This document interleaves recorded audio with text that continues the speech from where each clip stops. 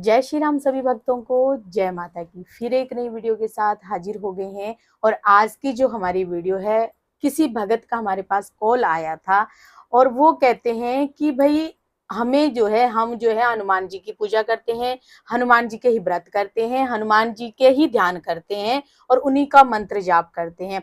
पर होता क्या है कि हमारे साथ जो है एक बहुत बड़ी घटना ये होती है कि हमें जो है माता रानी के दर्शन सपनों में होते हैं और माँ का ही हमें खिंचाव आता है। तो उसका क्या मतलब होता है?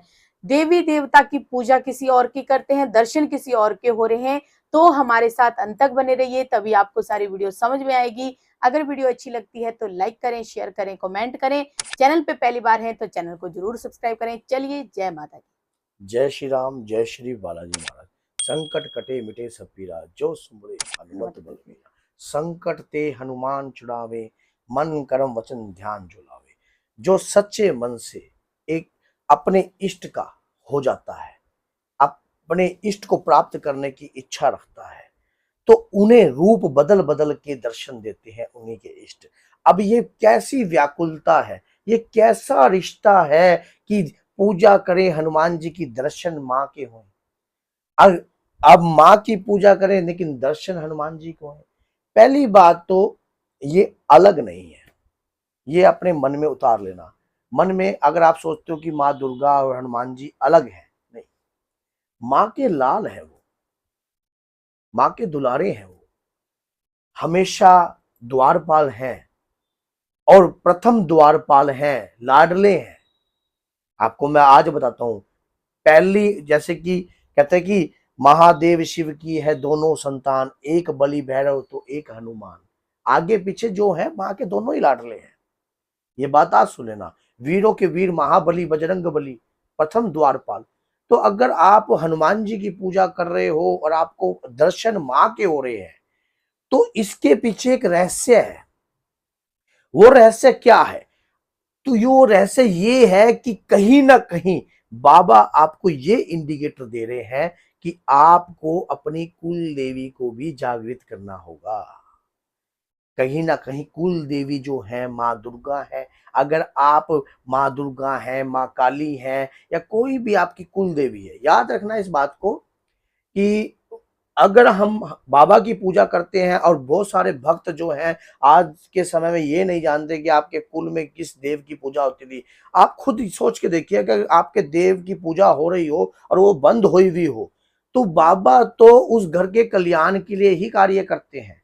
जिस घर में हनुमान जी की पूजा हो, तो वहां कहीं ना कहीं स्वप्न में अगर आपको माँ दुर्गा दिखाई दे रही है, या आपको माँ के दर्शन हो रहे हैं, या आपको ऐसा खिंचाव माँ के प्रति आ रहा है, तो कहीं ना कहीं आपके घर में माँ की शक्ति को आपको जागृत करना चाहिए। आपकी कुल की शक्ति को मनाना चाहिए।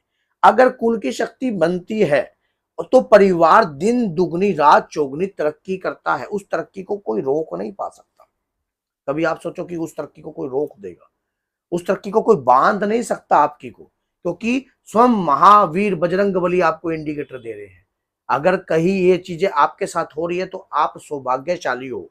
आपके इष्ट आपको दर्शा रहे हैं कि माँ की कृपा आपके घर में अवश्य ही होनी चाहिए। क्योंकि इस बात को हमेशा याद ध्यान रखना, हनुमान जी को और माँ दुर्गा को अलग मत समझना। माँ और बेटे का एक ऐसा रिश्ता होता है जो कभी भी अलग नहीं होता, और वो बहुत अटूट होता है। पुत्र कुपुत्र हो सकता है, लेकिन माता कभी कुमाता नहीं होती है। अपने परिवार के लिए, अब बाबा तुम्हें ये चाहता है कि अब एक बात बताओ कि आपके परिवार में अगर माँ की पूजा हो, तो क्या बाबा चिढ़ जाएंगे? बाबा की शक्ति कभी नहीं चिढ़ती। ये बात हमेशा रखना। हनुमान जी ही एक ऐसे देव है, प्रभु श्री राम ने जाने से पहले ये बात बोली थी।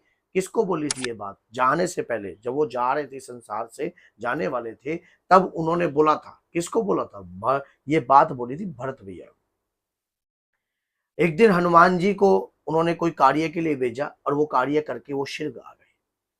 अब भरत भैया को इस बात का पता लग गया था कि हाँ भाई राम जी, अब मान लो शरीर का त्याग होना है। तब उन्होंने एक बात बोली। क्या बोली? भरत ने कहा कि अगर आप गए तो ये तो आपके पीछे पीछे जाएंगे। इनका रिश्ता तो आपसे बहुत अटूट है। ये तो इनको तो कुछ नहीं दिखता आपके सिवा। ये तो रिश्ता इतना गहरा है कि इसको कैसे आप इस संबंध को तोड़ोगे? संबंध को तोड़ोगे नहीं, समझा कर जो उन्होंने जो समझाया, उन्होंने ये बताया कि आपका जन्म इस संसार के कल्याण के लिए हुआ है और उस कल्याण के कार्य के लिए माना जाता है कि हनुमान जी आज भी प्रभु श्री राम की प्रतीक्षा कर रहे हैं कलयुग में, जो कल की रूप के अवतार में आएंगे। और जब से लेकर अब तक लगातार नित्य ही राम भजन में लीन रहते हैं। तो इसी प्रकार से आपको अगर वो इंडिकेटर दे रहे हैं, आपके परिवार के ऊपर अगर कोई तंत्र मंत्र के तहत या किसी भी प्रकार की कोई क्रिया के तहत आपकी कुल देवी को वचनबंद किया गया है, तो वो यही कह रहे हैं कि आप अपनी कुल देवी को मनाइए, क्योंकि कुल में जिसकी कृपा होती है उसकी कृपा कैसे जा सकती है। क्या माँ दुर्गा की पूजा सभी के घर में नहीं होती थी? क्या माँ वैष्णो की पूजा घर में नहीं होती है? क्या माँ की कृपा लोगों के घर में नहीं है? किसी के घर में नहीं है? क्या वहां पर देवता ही विराजमान था? देखिए, माँ दुर्गा को, माँ काली को आज से नहीं पूजा जा रहा, ये जन्म जमांतरों की पूजन है, आज के नहीं है। और ये अहम ब्रह्मांड रोल की शक्ति है। शिव, अगर आप शिव को सोचो, शिव के साथ ई की मात्रा हटा दो तो अकेला शव रह गया। इस शिव और शक्ति की पूजा तो जन्म जमांतर तक होगी। इस पूजा से बगैर तो कुछ भी नहीं हो सकता, कुछ भी। भगवान राम ने भी जब युद्ध जीता रावण से, तब माँ के नवरात्रे रखे, अश्विन माँ के नवरात्रि रखी। और जब नवरात्रि में उन्होंने पुष्प में 108 नील कमल के पुष्प चढ़ाने थे, तब वो पुष्प ना चढ़ा सके, तो एक पुष्प माँ ने परीक्षा में एक पुष्प को लुको लिया। तब क्योंकि स्वयं नीलधारी थे, वो नीलांबर थे ध्रुव। अब उसने तुरंत अपनी आंखों, नीली आंखों को निकालने की कोशिश करी, तो माँ प्रसन्न हो गई।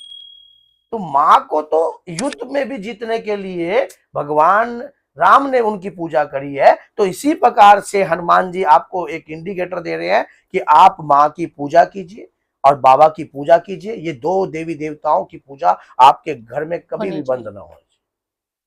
तो इसलिए आप अगर माँ के दर्शन हो रहे हैं तो इसके इंडिकेटर यही है, और नेगेटिव कोई इंडिकेटर नहीं हो सकते। क्योंकि अगर माँ के दर्शन हो रहे हैं तो आप भाग्यशाली नहीं कहूंगा मैं, सौभाग्यशाली है। तो बोलिए जय सीताराम, जय श्री बालाजी, जय माता।